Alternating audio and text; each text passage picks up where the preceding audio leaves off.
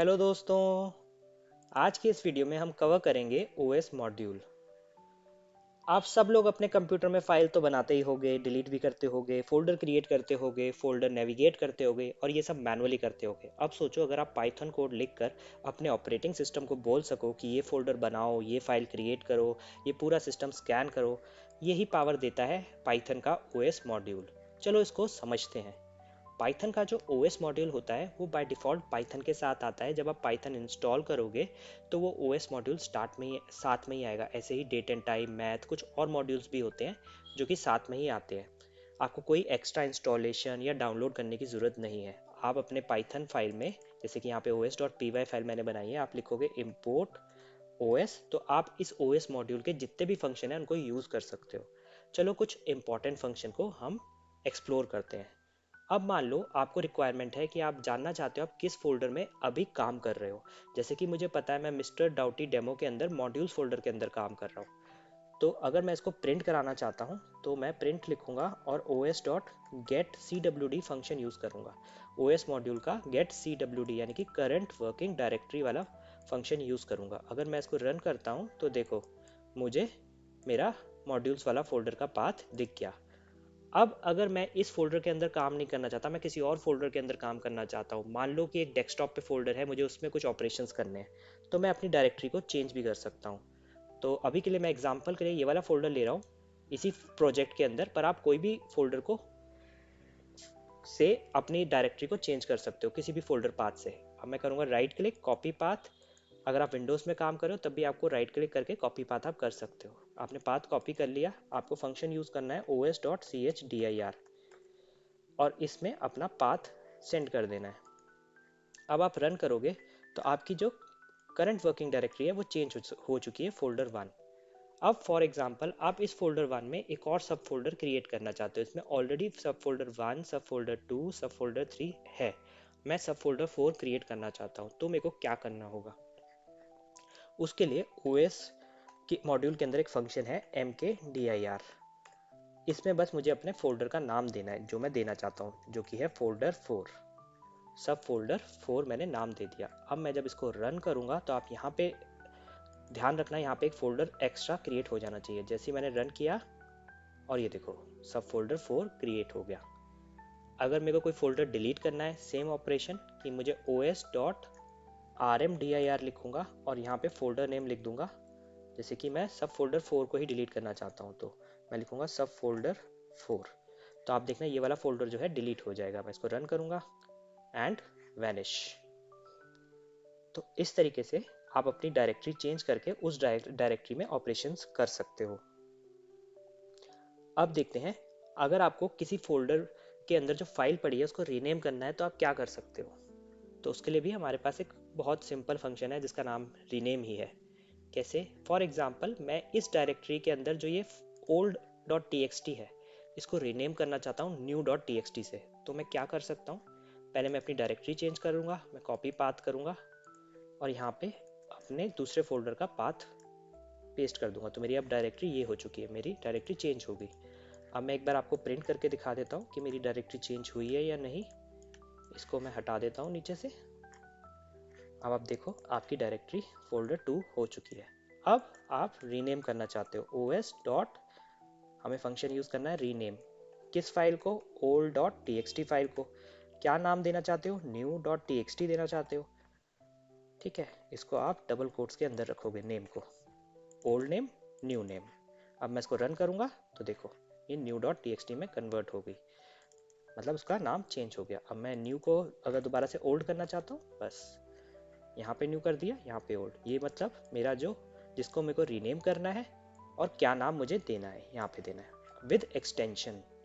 आपने रन किया तो देखो old dot T X T में कन्वर्ट हो गया। तो रीनेम करना भी कितना आसान है। अगर आपका मान लो कि आप पहले वाले फोल्डर की डायरेक्टरी में ही होते, यानी कि फोल्डर वन की डायरेक्टरी में, अगर मैं इसको रन करता हूँ और फोल्डर वन की डायरेक्टरी में ही होते और तब आप सीधा डायरेक्ट फाइल ये पास कर रहे होते तो आपको एरर मिल जाता। बट आप चाहते हो कि आपकी आप डायरेक्टरी चेंज ना करो, बट फिर भी आप इस फोल्डर के अंदर का जो टेक्स्ट फाइल है, txt फाइल है, उसको रीनेम करना चाहते हो, आप अभी फोल्डर 1 के अंदर हो लेकिन आप फोल्डर 2 में ऑपरेशन करना चाहते हो os डॉट रीनेम के थ्रू, तब आप क्या कर सकते हो, आप फुल पाथ भी पास कर सकते हो। जैसे कि आप इस फाइल का पूरा पाथ को कॉपी करो और वो इसमें पास कर दो कि आपको इस पाथ पे रखा हुआ ये फाइल का नाम ओल्ड डॉट टी का नाम क्या रखना है। तो यहाँ पे भी आपको फुल पाथ पास करना पड़ेगा, क्या रखना है, न्यू डॉट टी। अभी आप देखो मेरी डायरेक्टरी फोल्डर 1 है लेकिन मैं फोल्डर 2 के अंदर ऑपरेशन करवाने की कोशिश कर रहा हूँ, तो मैंने पूरा पाथ दिया है। अब देखना अब ये चेंज हो जाएगा, देखो न्यू डॉट टी हो गया। ठीक है, तो हम ऐसे भी कर सकते हैं अगर हम ओरिजिनल डायरेक्टरी को चेंज नहीं करना चाह रहे लेकिन किसी फोल्डर के अंदर हम ऑपरेशन करना चाह रहे हो, तो आप डायरेक्टली पाथ भी पास कर सकते हो।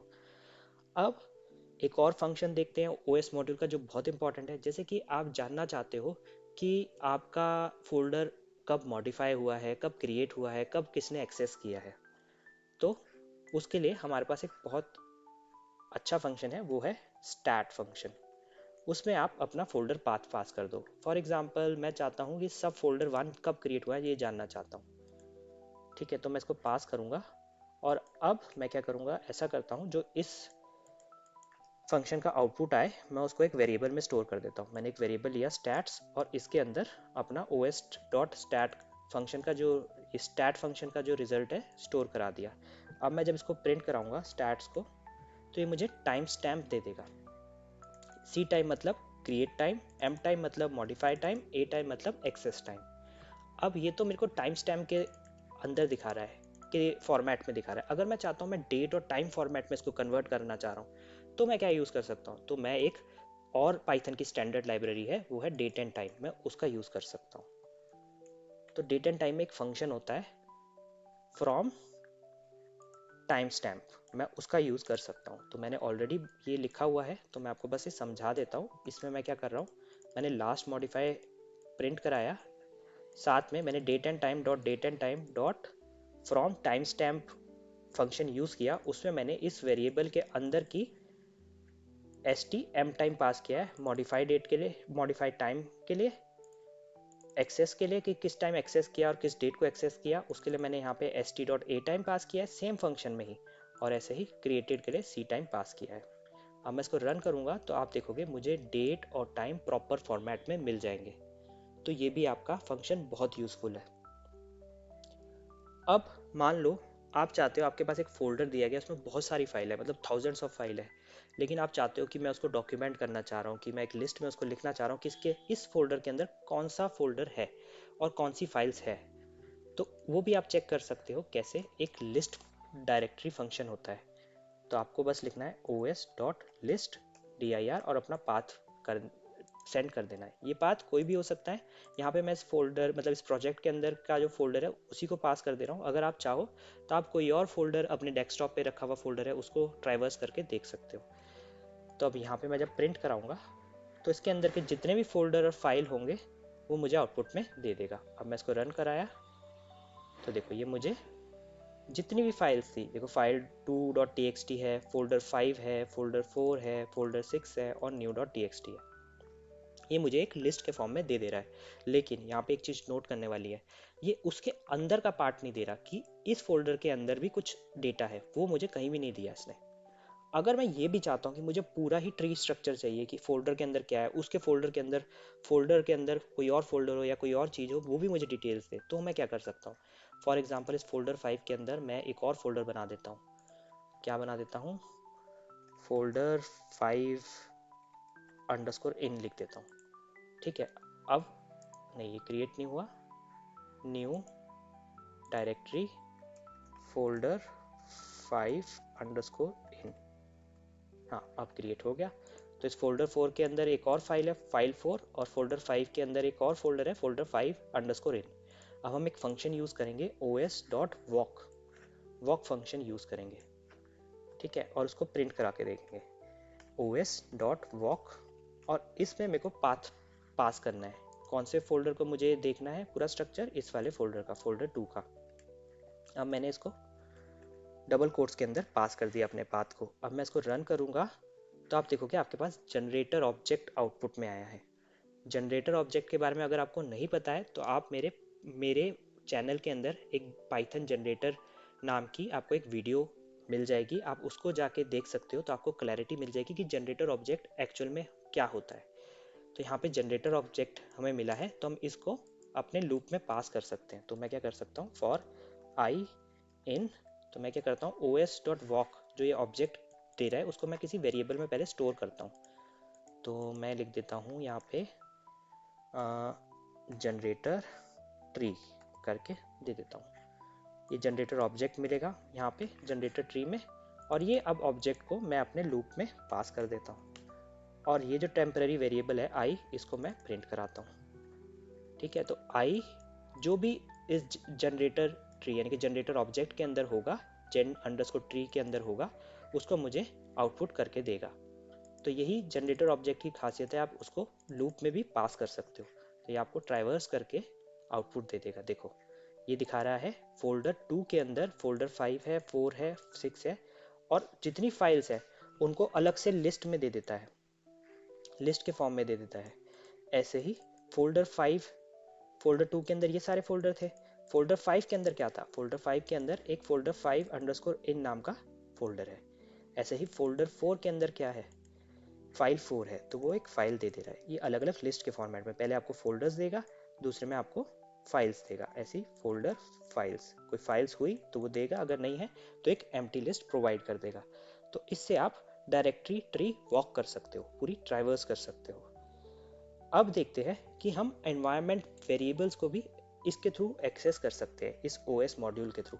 वो कैसे? एनवायरनमेंट वेरिएबल क्या होते हैं? बेसिकली हिडन सेटिंग्स होती है। जैसे कभी कभी आप पाइथन पाथ सेट कर रहे हो या जावा सेटअप कर रहे हो, जब आप इंस्टॉलेशन कर रहे होते हो इनिशियली, तो आप कुछ पाथ सेटअप करते हो। तो वैसे ही अगर आप जानना चाहते हो या कोई चेक लगाना चाहते हो कि किसी ने पाथ सही से सेट किया है या नहीं, तो आप वो भी चेक कर सकते हो os.environ.get फंक्शन .get से। यहाँ पे आप वेरिएबल पास करो जिसको आपको चेक करना है। जैसे कि मैं होम वेरिएबल चेक करना चाहता हूँ कि ये सेट है या नहीं है, अगर है तो क्या वैल्यू सेट है। तो मैं जब इसको रन करूँगा तो देखो, तो अभी मैंने इसको प्रिंट नहीं कराया, तो मैं इसको अगर आउटपुट प्रिंट कराऊंगा तो आप देखना आपको पाथ मिल जाएगा। देखो आपको एक पाथ मिल गया जो कि इस होम वेरिएबल में स्टोर होगा अंडर एनवायरनमेंट वेरिएबल। अब कुछ और सेफ पाथ हैंडलिंग के फंक्शंस देख लेते हैं जो आपको बहुत इंपॉर्टेंट है और यूजफुल भी है। अब मान लो आपको कोई पाथ दिया है, आपको देखना है कि वो पाथ एक्चुअली आपके लैपटॉप में है या एग्जिस्ट करता है या नहीं करता, या किसी और के लैपटॉप में चेक करना है। तो आप क्या कर सकते हो, यहाँ पे एक फंक्शन है, तो मैं सारा ये ऊपर वाला जो पार्ट है उसको हटा देता हूँ अभी के लिए। सबसे पहला है os.path.exist, os.path.exist, और यहाँ पे मैं अपने एक पाथ पास कर देता हूँ जो कि ये फोल्डर 2 का ही पाथ है, ये अभी एग्जिस्ट कर रहा है। तो ये मुझे बता देगा कि इस सिस्टम में ये पाथ है या नहीं है, ट्रू। अगर मैं इसको कोई और नाम दे दूँ, जैसे 2 3 कर दूँ, फोल्डर 2 3, तो ये अगर नहीं है तो मुझे फॉल्स लिख देगा। ऐसे ही कोई डायरेक्टरी चेक करनी है, आपको कोई डायरेक्टरी मिली है, वो सेम ही है, इसी फंक्शन की तरह ट्रू या फॉल्स ही रिजल्ट देता है। ये दोनों फंक्शन एग्जैक्टली सेम ही वर्क कर रहे हैं एक तरीके से। आप देखो अगर फोल्डर 2 है तो ये आपको ट्रू दे देगा, अगर नहीं है, जैसे कोई आपने कोई फोल्डर पास किया नहीं है, तो आपको फॉल्स रिटर्न कर देगा। ऐसे ही आपको कोई पर्टिकुलर फाइल देखनी है, किसी पाथ आपको मिला है, आपको देखना है कि उस लैपटॉप में ये एक्चुअल में फाइल एग्जिस्ट कर रही है या नहीं कर रही है, तो आप इसके थ्रू भी देख सकते हो। ये फंक्शन है os.path.is फाइल। ठीक है, एक देखा हमने एग्जिस्ट, एक देखा इस डायरेक्टरी, इस dir, या फिर इस फाइल। अब एक फाइल चेक करने का है। अब फोल्डर 2 में हमारे पास old.txt नहीं है, तो ये मुझे फॉल्स देगा क्योंकि उसका नाम हमने new.txt कर दिया था। तो मैं जब इसको रन करूंगा, देखो ट्रू फॉल्स फॉल्स, फोल्डर 2 है यस, ये डायरेक्टरी है नहीं, ये old.txt फाइल है नहीं।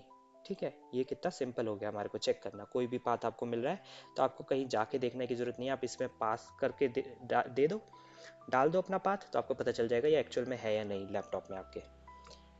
ठीक है, अब एक और इम्पॉर्टेंट फंक्शन है। फॉर एग्जांपल आप कोई प्रोग्राम से डील कर रहे हो जहाँ पे आपको कुछ ऐसे तरीके का फोल्डर सब फोल्डर और आपको फाइल मिल रही है, आप चाहते हो कि कोई फाइल इस पाथ में स्टोर हो, जैसे कि मिस्टर डाउटी डेमो फोल्डर 2, और ये फाइल उस पाथ में जाके स्टोर हो। तो पहले आपको ये पाथ क्रिएट करना पड़ेगा। हमें पाथ कैसे क्रिएट करना होता है, जैसे कि आप यहाँ देख रहे हो, यहाँ पे स्लैशेस लगे हैं, ठीक है। एक तरीका होगा कि आप प्लस करके, स्लैश करके कॉन्कैटिनेशन करते रहो, ऐसे कॉन्कैटिनेशन करके फिर दूसरा पाथ दे सकते हो, ये भी कर सकते हो, बट ये थोड़ा मुश्किल हो जाता है, कई बार गलती भी कर सकते हो। तो अगर आपको इस फॉर्मेट में, अगर आपको फोल्डर्स दे रखे कि आपको ये फोल्डर चाहिए, उस सब फोल्डर के अंदर ये फाइल चाहिए, ठीक है, तो आप क्या कर सकते हो, ये पाथ बना सकते हो यूजिंग ओएस के अंदर एक फंक्शन होता है। एक मिनट मैं कंट्रोल जेड कर दूं। अब os.path.join, तो आप इसमें जो जो पाथ पास करोगे, जैसे फोल्डर, सब फोल्डर और फाइल, तो ये आपको एक पाथ क्रिएट करके दे देगा। देखो मैं आपको रन करके दिखाता हूँ। देखो mister doughty demo folder to old dot T X T. अगर ये मान लो यहाँ पे एक और सब फोल्डर के अंदर एक और सब फोल्डर होता, सब फोल्डर वन, सब फोल्डर वन इसके अंदर होता इस तरीके से, तो आप इस तरीके का पाथ बना सकते हो। आपको सिर्फ और सिर्फ पाथ पास करने हैं सीक्वेंस में, जिस सीक्वेंस में आपको सब फोल्डर्स चाहिए, तो आपको एक प्रॉपर पाथ प्रोवाइड कर देगा। आप इस पाथ में आप कुछ काम करना चाहते हो, कुछ मैनिपुलेशन करना चाहते हो, कोई फाइल क्रिएट करना चाहते हो, तो आप इस डिफरेंट फंक्शंस का यूज़ करके ओएस मॉड्यूल के आप कर सकते हो। तो दोस्तों, ये था ओएस मॉड्यूल। बेसिकली आपके पाइथन कोड को एक सिस्टम रिमोट कंट्रोल बना देता है। आप फाइल्स और फोल्डर के साथ जो मैनुअली करते हो वो पाइथन से ऑटोमेट कर सकते हो। अगर ये वीडियो आप लोगों को पसंद आई तो लाइक करो, शेयर करो और सब्सक्राइब करो। Thank you so much.